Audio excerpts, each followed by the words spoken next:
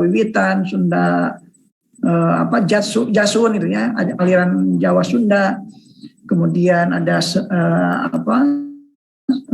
Islam Kejawen, ada di Manado itu, di banyaklah aliran-aliran kepercayaan lokal yang memang kalau ditanya tentang kepribadian sistem kepercayaannya pasti mereka menghargai tentang alam semesta. Bagaimana mereka belajar tentang alam semesta. Nah, kemarin kita sebelum pandemi ini anak-anak tahun 2018 saya coba ajak berdiskusi dengan salah satu aliran kepercayaan di Cirende, Cimahi, Bandung. Ya. Dia mengatakan bahwa ketika bangun tidur yang dia puja-puja dan berikan bacaan-bacaan itu ketika menginjakkan pertama kali di kaki, bahkan mereka hidup tanpa alas kaki. Karena bagi mereka kalau ada penganut aliran kepercayaan mereka kemudian tinggal pakai alas kaki itu sama saja dengan tidak menyatu dengan alam. Maka ketika pas bangun nggak boleh tidur kemudian bangun tidur itu nggak boleh pakai alas kaki. Maka mereka nggak pakai sendal, nggak pakai sepatu. Kemudian biarkan telapak kaki mereka itu menyatu dengan alam. Nah, ini adalah salah satu wujud dari aliran deisme itu sendiri.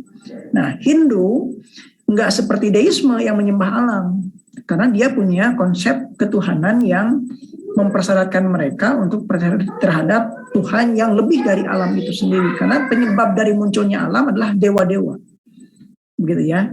Itu yang dipahami oleh Hindu. Nah, kalau di Yunani kuno ini ada satu pandangan ketika seorang bangsawan yang ingin berperang, begitu ya, maka dia terlebih dahulu memberikan pemujaan terhadap dewa Zeus, ya, dewa perang.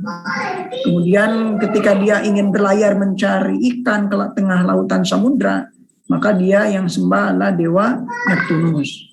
Kemudian dia ingin bercocok tanam, dewa apa lagi yang dia sembah. Jadi ketika dia mau memerlukan satu beda ikhtiar, beda dewa. Mau perang dia sembah dewa Anu, mau berlayar ke lautan dia sembah Anu, dia mau pesta pora dia sembah dewa Anu, dan seterusnya. Itu ada ajaran politeisme. Kalau Hindu nggak seperti itu. Hindu Bali maksudnya ya. Hindu Bali nggak seperti itu. Karena yang dia sembah itu tetap satu dewa yang paling berpengaruh di antara dewa-dewa lain, tapi dia tidak menampilkan dewa lainnya itu. Nah, kalau meskipun ini tidak disetujui oleh karena berbeda keyakinan ya. Ketika sempat kita berdiskusi dengan salah satu resi dari orang Hindu itu, dia kemudian saya katakan bahwa di Islam itu ada malaikat. Ya, malaikat itu sebagai pembantu ataupun makhluk yang diutus oleh Allah untuk menyampaikan tugas-tugas yang telah ditetapkannya kepada umat manusia. Nah, mungkin malaikat itu kalau di agama Hindu itu ibarat dewa-dewa lain itu. Nah, Tuhan Allah kita dalam Islam itu ibarat dewa yang paling berkuasa di agama Hindu. Dan mereka tentu pasti tidak menerima, dan betul juga apa yang disampaikan oleh resi itu. Nah, mungkin kalau di Islam konsepnya malaikat, dewa-dewa itu. Kalau di agama Hindu nggak bisa dikatakan seperti itu. Mereka meyakini bahwa dewa-dewa lain itu seperti yang mereka katakan. Makanya ketika ada dewa Siwa, dewa Wisnu, dewa Brahma, gitu ya, dewa Krishna dan lain sebagainya, itu adalah dewa-dewa yang menurut mereka bisa membantu kehidupan mereka. Sekalipun ketika mereka bertanya, ada dewa Hanuman, ada dewa Siwa, ada dewa Wisnu, siapa yang paling berkuasa di antara dewa-dewa itu? Maka yang mengatakan adalah dia yang disebut dengan Sang Hyang Widiwasa. Nah, Sang Hyang Widiwasa ini adalah kalau saya katakan seperti hanya koordinator gitu ya para dewa ya. Jadi dewa-dewa yang paling besar itu adalah yang mereka sembah. Makanya itu adalah ajaran henoteisme dalam ajaran agama Hindu. Nah, itu yang berkaitan dengan masalah sistem kepercayaan yang ada dalam agama Hindu. Begitu. Belum lagi tadi ada yang bertanya tentang masalah reinkarnasi. Nah, di dalam reinkarnasi ini unik di ajaran agama Hindu ini. Jadi orang yang bereinkarnasi itu, orang yang punya pandangan reinkarnasi itu menganggap bahwa orang yang mati itu sebetulnya bukan mati.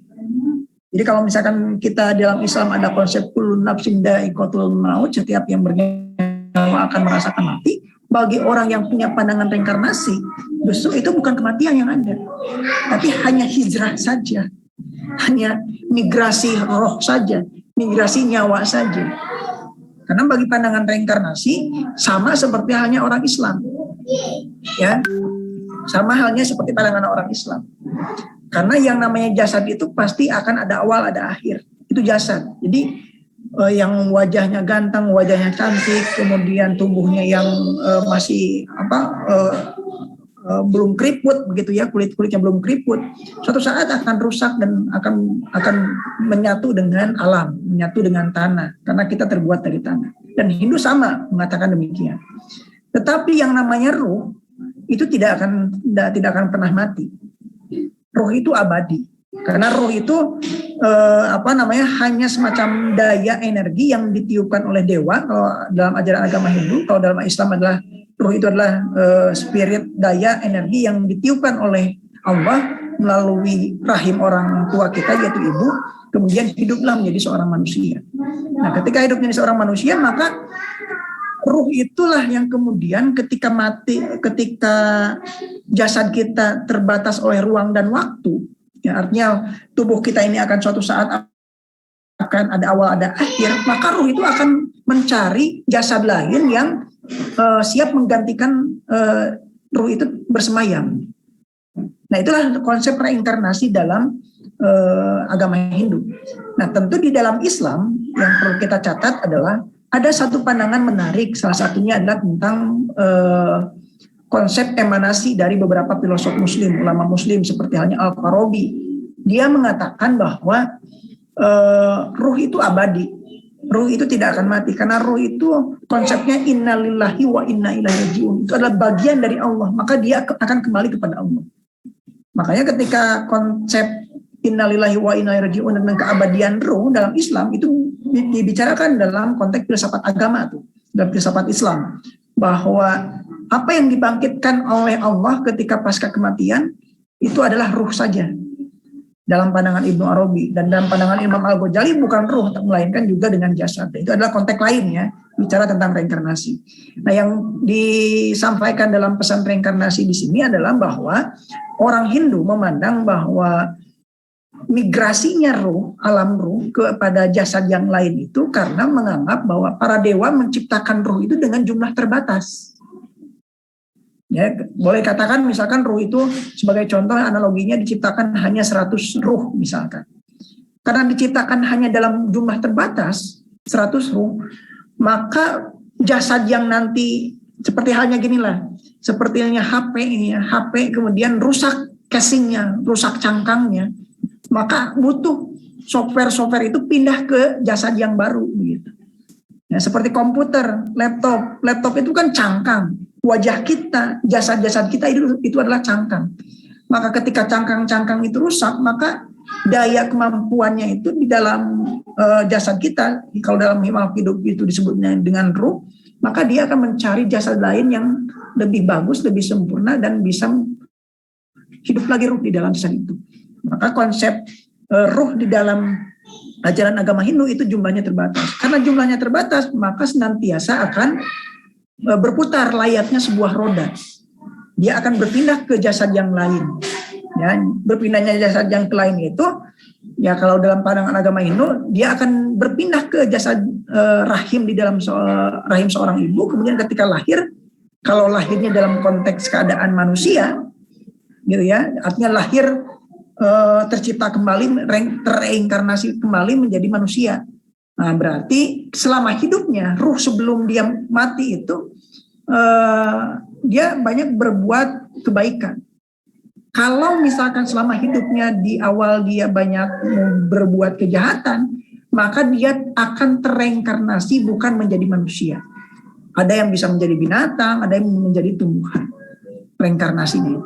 Nah, ini adalah pandangan dari konsep reinkarnasi orang Hindu. Nah, apa lantas yang dimaksud dengan mati menurut orang Hindu? Ya, dalam filsafat agama, kalau kita menelisik makna mati, sebetulnya mati itu bukan bukan matinya ruh ataupun terputusnya jasad dari ruh, bukan sebetulnya. Mati itu hanya sebatas proses perpindahan alam dari alam yang satu ke alam yang lain. Nah, orang Hindu memaknai semacam itu. Jadi ketika apa yang dimaksud dengan mati, apa yang dimaksud dengan meninggal? Meninggal itu adalah proses migrasi ruh. Mati itu. Tapi kalau orang Islam memandang mati itu apa? Orang Islam misalkan ada yang mengatakan mati itu adalah di mana jasad-jasad terkujur kaku, tidak bergerak, tidak berdaya, tidak bernapas dan sebagainya. Berarti kategorisasi mati dimaknai sebagai hukum materialisme.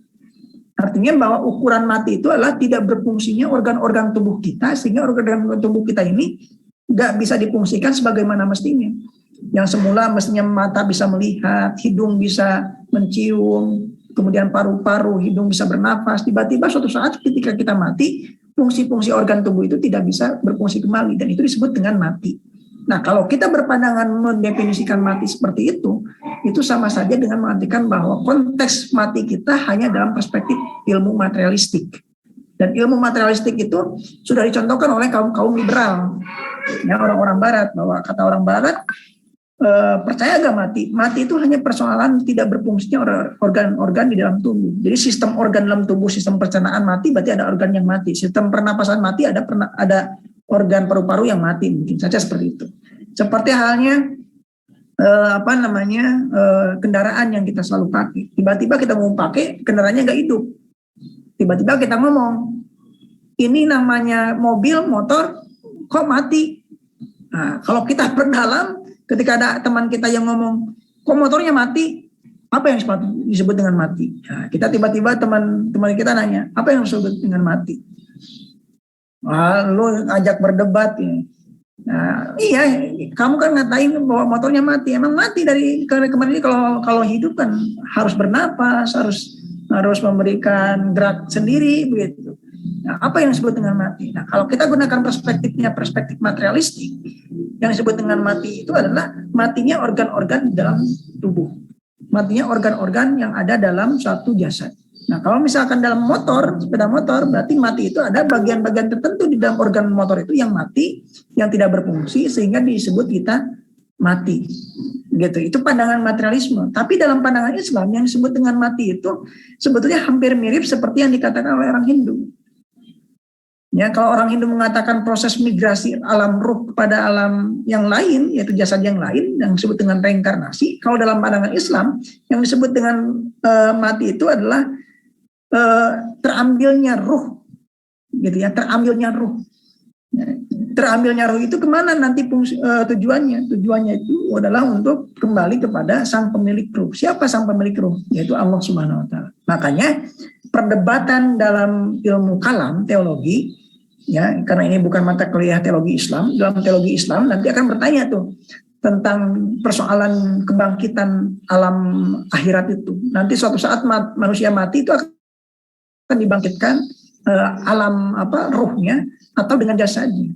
Nah, tentu perdebatan ini ya, setiap pemikir, setiap ulama akan berbeda pandangan dalam konteks menjadalah. Ya, karena punya dalil masing-masing tentang bagaimana kebangkitan manusia di alam akhirat.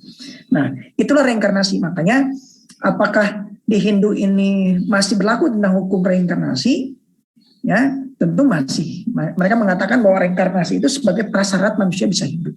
Jadi kalau misalkan hari ini ada pemeluk agama Hindu yang terlahir sebagai manusia, berarti ruh sebelum jauh-jauh hari, ya, artinya ruh yang sempat pernah mengisi di jasad sebelumnya itu dulu pernah berbuat kebaikan, begitu, sehingga dia terlahir kembali menjadi manusia. Tapi kalau ruh sebelum dia mati itu berbuat banyak kejahatan, maka dia tidak akan terreinkarnasi menjadi manusia, tetapi dia akan terreinkarnasi dalam bentuk jasad yang lain. Apakah itu binatang, apakah itu tumbuhan. Makanya kan di dalam agama Hindu seringkali kita tonton ya film-film seperti halnya Sun Gokong gitu ya. Sun Gokong, Kerasakti yang kayak gitu, itu makhluk-makhluk iblis dan lain sebagainya, itu adalah umpama yang yang diceritakan oleh aliran kepercayaan Hindu ini, bahwa proses reinkarnasi manusia itu tidak akan mulus, gitu ya, tidak akan pernah mulus. Karena dalam ajaran agama Hindu proses reinkarnasi itu senantiasa selalu tergantung amalan-amalan hidupnya. Jadi kalau dalam Islam ada proses masa peradilan gitu ya, yang kalau amalnya baik masuk surga, amalan buruk masuk neraka dan sebagainya, maka dalam agama Hindu sebelum ditutupnya dunia menjadi kiamat besar itu, maka selama itu pula proses reinkarnasi terjadi. Nah, dalam pandangan proses reinkarnasi terjadi itu, nanti setiap pemeluk agama akan terlebih dahulu ditimbang amalan hidupnya sebelum masuk ke alam yang lebih sempurna, yaitu nirwana kalau dalam bahasa Hindu itu. Ya, jadi kalau nirwana itu dalam Islam berarti surga. Ya, nah itu akan ditimbang dulu. Kalau dalam proses pertimbangannya dia berbuat kebaikan, maka dia akan tereinkarnasi menjadi manusia. Kalau dia dalam proses pertimbangan keadilannya dia banyak melakukan keburukan, kejahatan, maka dia akan tereinkarnasi menjadi jasad yang lain, yang lebih jelek daripada manusia.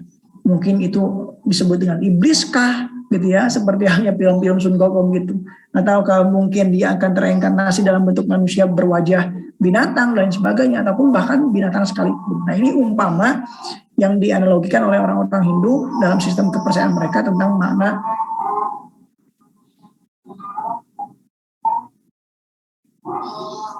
dalam makna reinkarnasi. Nah, ini yang kemudian oleh orang Hindu dimaknai sebagai ajaran bagi mereka. Nah, ini pertanyaan dari apa nih? Dia ya tentang masalah politeisme tadi sudah disampaikan.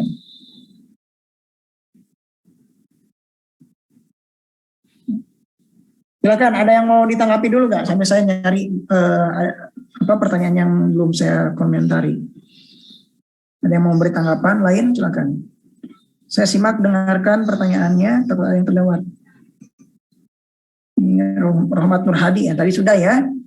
Tentang mengapa agama Hindu di Indonesia paling banyak di Pulau Bali. Ya, jadi kita harus bedakan nih antara agama dan budaya. Kita kan nggak bisa menyebut, kalau kita menyebut Jakarta pasti Islam, belum tentu. Tapi kalau kita menyebut Bali, pasti yang teringat adalah Hindu. Karena di Hindu di Bali, ya Hindu di Bali itu menjadi budaya. Hindu Bali itu menjadi budaya.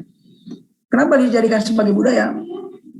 Karena perkawinan budaya dengan agama Hindu di Bali itu menjadi kental di masyarakat, dan bahkan masyarakat Hindu itu menerima dengan kaidah-kaidah ajaran Hindu di Bali yang tentu punya nilai pembeda dengan Hindu di India. Makanya masyarakat dunia melihat bahwa keunikan agama Hindu Bali ini bukan terletak pada aspek budayanya, dari aspek agamanya, tapi bagaimana menjadikan ajaran agama itu menjadi produk budaya juga. Kalau kita jalan-jalan ke Sunda, ya ke Jawa Barat, yang kita kenal mungkin Islam, belum tentu. Jalan-jalan ke Aceh, Aceh pasti Islam, belum tentu juga. Begitu. Tapi ketika kita mendengar yang namanya Bali, otomatis orang akan berpikir bahwa di Bali itu pasti Hindu. Begitu. Meskipun minoritas kaum Islam di sana, kaum Muslim di sana. Kemudian ini pertanyaan dari Tori, kenapa Hindu yang ada di Indonesia beda dengan Hindu yang ada? Nah, tadi sudah disampaikan ya, seperti pakaian sembahyangnya. Ya. Jadi kalau Hindu Bali itu ada proses asimilasi dengan budaya, seperti yang saya katakan. Ada proses asimilasi, makanya seperti halnya Islam lah, Islam Indonesia dengan Islam Timur Tengah beda. Ya, kalau Islam Timur Tengah kan budaya berpakaiannya bisa terlihat dari gamis, mengenakan gamis, identik dengan gamis.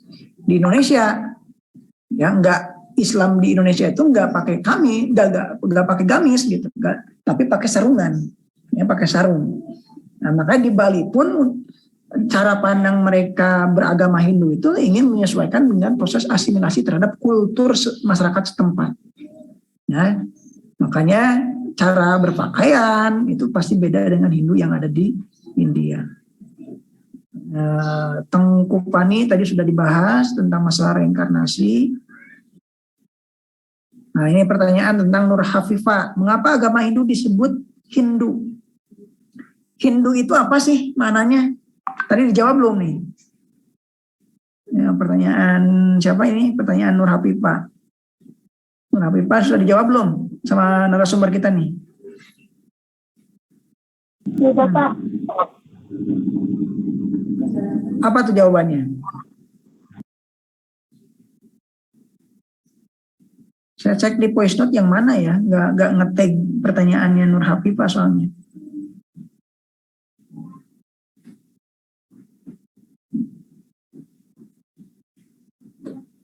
Mana ya Nur Hafifah? Nur Hafifah. Yang dijawab oleh Faruk ya? Ini bukan? Bagi masyarakat ini, Iya Ustaz. bukan nama sanatan dharma atau kebenaran yang abadi. Namun orang-orang mengikuti karena kami ini berasal dari lembaga sungai. Oke. Seperti halnya Islam, saya katakan seperti halnya Islam. Ya, kenapa Islam hari ini di zaman Rasul Muhammad SAW disebut sebagai agama? Padahal Islam itu bukan agama. Ya, Islam itu bukan agama. Islam itu adalah ajaran pokok, dinul pokok. Kalau kita kaitkan dengan agama-agama para nabi terdahulu, ya, mulai dari zaman Nabi Adam alaihissalam sampai Nabi Muhammad SAW, semua agama para nabi itu beda namanya. Ya, seperti Nabi Muhammad namanya Islam, Nabi Isa alaihissalam namanya Nasrani, nama agamanya Nabi Ibrahim alaihissalam namanya Hanifah, tapi ajarannya Islam.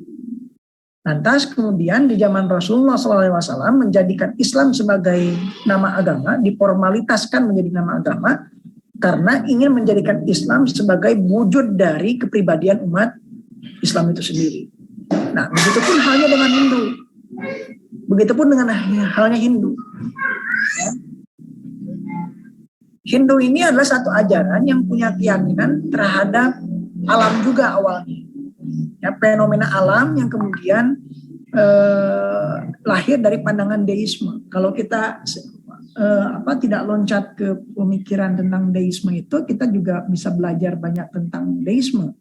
Nah, dalam pandangan deisme, Hindu itu salah satu ajaran tertua yang punya pandangan terhadap alam. Makanya Hindi. Ya, ajaran dulu itu bukannya disebut dengan bukan Hindu sebetulnya. Dinamakannya adalah Hindi. Hindi ini adalah satu lembah, tadi sudah disampaikan sama Faruk, satu lembah di mana masyarakat yang kemudian punya hidup dan penghidupan ketika menyembah terhadap alam semesta. Mereka menjadikan aliran sungai, kemudian gunung-gunung di tanah Hindi itu sebagai tempat sesembahan mereka. Pada akhirnya kepribadian mereka ini kemudian membentuk melembaga menjadi satu komunitas masyarakat yang paling besar di tanah Hindustan. Ya. Hindustan itu berarti tanah lembah gitu ya, tanah Hindu. Kemudian orang-orang yang hidup di masa tanah Hindustan ini, dia mempercayai bahwa adanya kehidupan sebelum mereka yang kemudian menjadikan mereka ini ada. Dan berkat itu semua mereka berpikir yang menciptakannya adalah alam semesta. Nah, itu adalah awal mula dari Hindustan. Lantas kenapa disebut Hindu ini menjadi sebuah agama? Nah, itu tadi seperti halnya Islam. Ingin menjadikan formalitas kenamaan Islam sebagai formal nama Islam ini sebagai bentuk kepribadian dari umat Islam itu sendiri yang ingin menyatu seperti ajarannya Islam. Nah, orang Hindu pun demikian, ingin menjadikan kepribadian umatnya untuk bisa sama dengan ajaran yang disebut dengan Hindu itu sendiri. Makanya kalau misalkan kita tarik satu pernyataan kehadiran makna Hindu di dalam masyarakat, kita pasti berpikir bahwa Hindu itu ternyata awalnya menyembah alam semesta. Ya, betul. Makanya kalau coba nanti Anda selepas ini, saya sarankan dua preferensi yang saya rekomendasikan buat Anda. Yang pertama, baca buku tentang sejarah Tuhan, bagaimana sejarah lahirnya Hindu, kemudian berikut diberikan nama Hindu itu. Nah, tertuang di sana. Nanti akan diceritakan tentang bagaimana pemahaman deisme sebagai sudut pandang kepercayaan mereka terhadap alam semesta, kemudian dinisbatkan menjadi satu pandangan agama bagi mereka. Yang kedua, bicara tentang masalah ajaran-ajaran ataupun aliran-aliran kepercayaan kepada Tuhan. Ya, tentang masalah politeisme, henoteisme, deisme, panteisme, panenteisme, itu adalah aliran-aliran ketuhanan. Ya, aliran-aliran kepercayaan terhadap Tuhan. Nah, dalam pandangan mereka di Hindu ini penganut ajaran henoteis, beda dengan Islam. Kalau orang Islam, pandangannya adalah monoteis. Tertuang dalam kalimat tahlil, la ilaha illallah. Ya, tiada Tuhan selain Allah, itu monoteisme. Kalau orang Hindu mempercayai banyak dewa, mempercayai banyak Tuhan, tapi hanya satu Tuhan yang disembah, itu Hindu. Nah, tentu itu karakteristik Hindu yang ada di Indonesia. Beda dengan Hindu yang ada di India. Kalau Hindu di India ini masih politeistik. Nah, karena masih bersifat politeistik, dia menyembah dewanya itu banyak sekali. Setiap penduduk lokal punya dewanya masing-masing. Misalkan kalau di India itu ada nama daerah di India itu seperti halnya yang ibu kota India itu Delhi. apa? Delhi. New Delhi. Nah, Delhi, ya kan, Delhi. Kemudian apalagi yang suka nonton film India lah. Ya, suka nonton film India tuh. Mereka pasti ada penduduk lokal yang penduduk yang satu menyembah dewa Siwa, penduduk lokal yang satu menyembah dewa Wisnu. Tapi mereka tidak menafikan, mereka percaya terhadap dewa Siwa, mereka terhadap orang, misalkan orang Delhi dengan orang daerah kota Anu, beda dewanya yang disembah. Tapi antara dewa orang Delhi dengan dewa di wilayah lain itu mereka percaya bahwa itu sama-sama dewa. Kalau dianalogikan di Indonesia itu seperti Jawa Barat, Jawa Timur, Jawa Tengah. Orang Jawa Barat menyembah dewanya dewa Wisnu, orang Jawa Timur menyembahnya dewa Siwa, orang Jawa Tengah dewa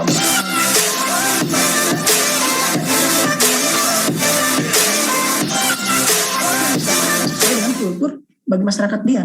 Seperti halnya kalau Anda Buddha pun mirip. Ya, coba Anda perhatikan aja dalam segi simbol keagamaan agama Buddha nih yang kebagian membahas tentang agama Buddha. Patung-patung Buddha kalau Anda simak itu beda versi bentuknya. Coba searching di Google ataupun gambar-gambar patung Buddha Siddhartha Gautama itu. Ya, itu akan terlihat bentuk patung simbol yang berbeda. Buddha di Indonesia bagaimana pakai topinya, telinganya, hidungnya, posisi tangannya apa seperti ini, hal yang lain. Kemudian dengan patung yang ada di Thailand, Buddha Thailand, kemudian dengan patung yang ada di Cina, yang ada di Vietnam itu akan beda. Ya. Dan mereka pun termasuk orang yang henoteis Buddha itu. Ya, kalau kita nanti membahas tentang masalah Buddha, nanti Anda perhatikan saja tentang fenomena ataupun ajaran dari agama Buddha.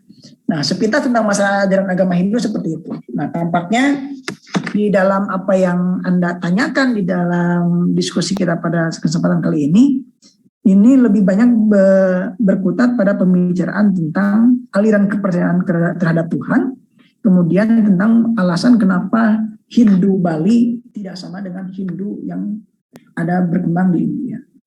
Jadi kalau Anda baca dulu tuh dalam sejarah sebelum lahirnya ataupun masuknya Islam ke Nusantara, tanah Nusantara ini pertama kali dikuasai oleh aliran kepercayaan Hindu.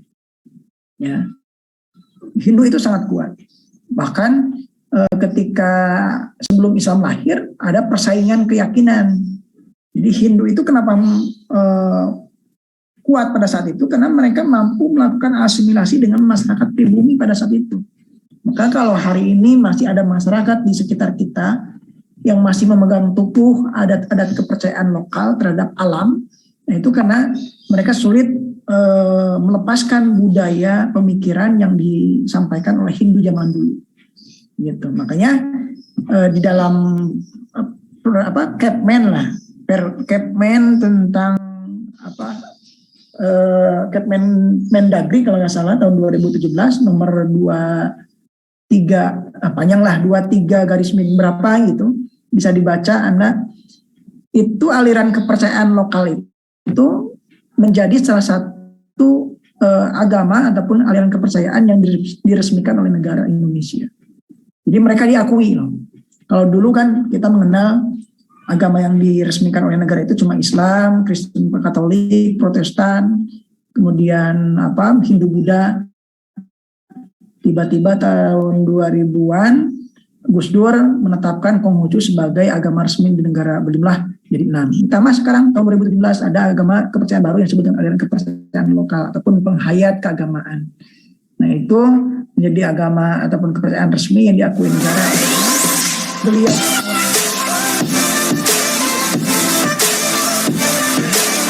orang Jawa nih, kalau ada orang Jawa jalan-jalan ke masyarakat yang lebih terpencil, itu pasti ada banyak keyakinan aliran kepercayaan lokal.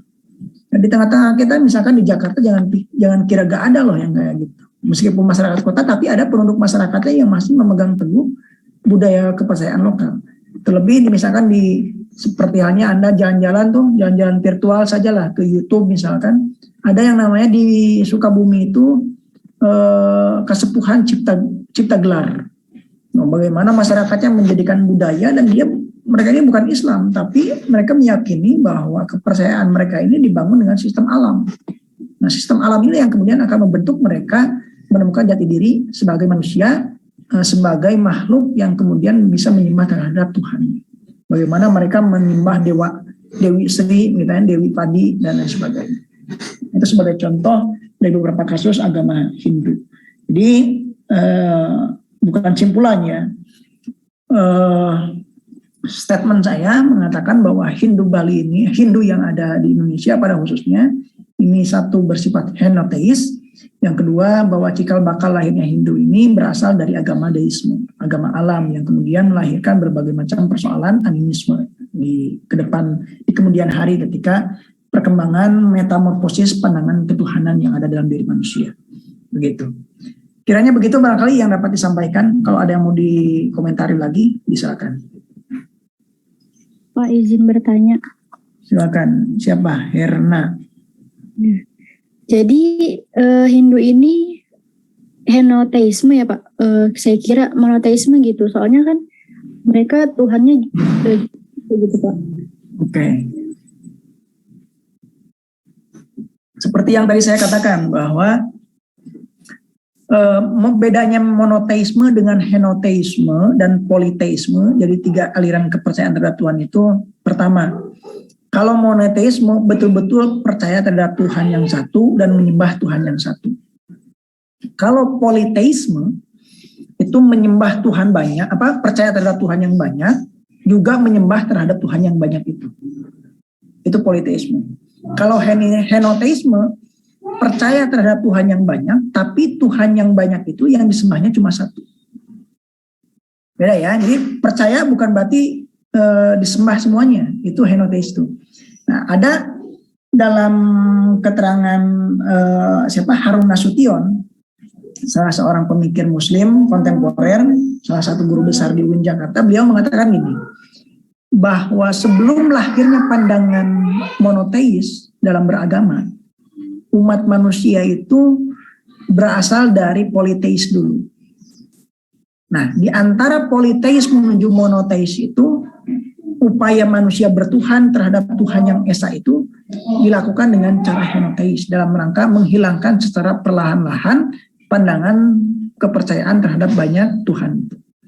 Jadi boleh dikatakan Hindu ini sedang mengalami proses keyakinan, metamorfosis keyakinan, yang tadinya percaya terhadap Tuhan, Hindu di Indonesia ya, percaya terhadap Tuhan yang banyak, tapi karena kebijakan pemerintah kita mengharuskan percaya terhadap satu Tuhan, ketuhanan yang Maha Esa, maka mereka tidak mau disebut monoteis karena